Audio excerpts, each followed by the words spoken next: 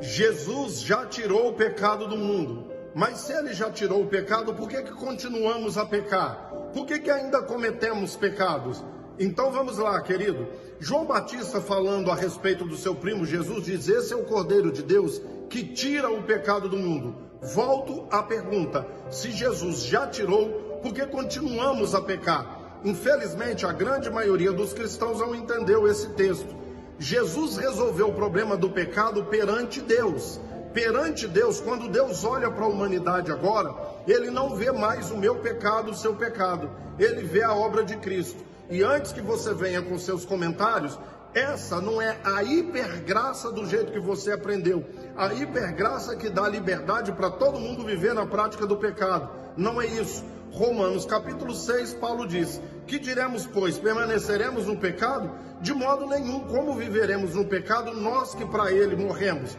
Mas ao mesmo tempo que Paulo fala isso, no capítulo 7, do verso 14 ao 25, ele vai falar 10 vezes: eu sou escravo do pecado, o pecado que habita em mim, o pecado que habita no meu corpo, o bem que eu quero fazer eu não consigo, o mal que eu não quero fazer, toda hora eu faço. Todas as vezes que eu vou fazer o bem, o mal que vive em mim é que vence. Paulo também cometia pecados e pecados que ele não queria cometer. Como se explica isso? Então, querido, o problema do pecado foi resolvido perante Deus. Ponto. E quem conhece verdadeiramente o Evangelho, ele não tem mais prazer de viver na prática do pecado. Ele vai ter uma queda daqui ou dali, mas ele não tem mais o prazer de viver no pecado. Transgressão, iniquidade e pecado foi resolvido em Jesus Cristo. Preste atenção na palavra todos nesses textos. Dá uma conferida em 2 Coríntios 5, versos 18 e 19. Deus estava com Cristo reconciliando o mundo consigo mesmo. Ele reconciliou o mundo consigo na obra de Cristo e nos deu o ministério da reconciliação, não imputando mais aos homens as suas transgressões. Imputar é colocar na conta.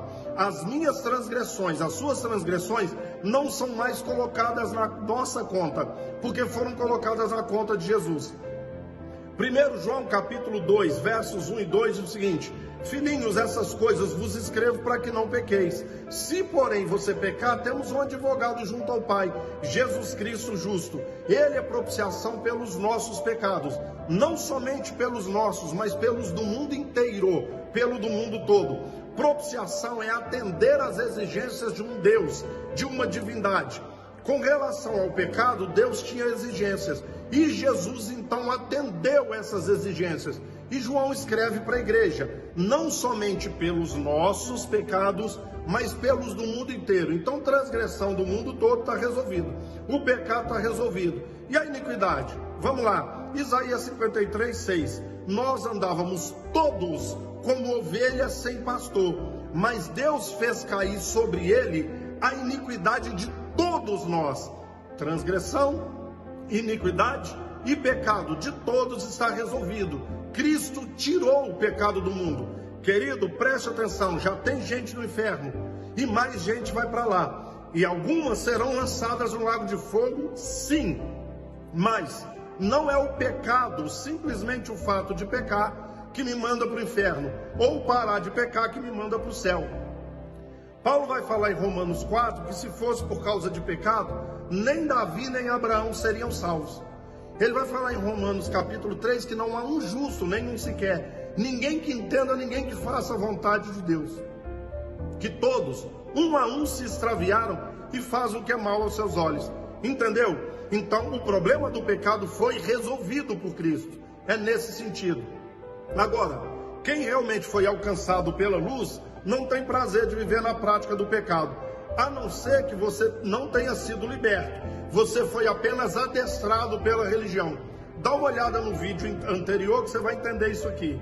Um abraço, até o próximo, fique com Deus.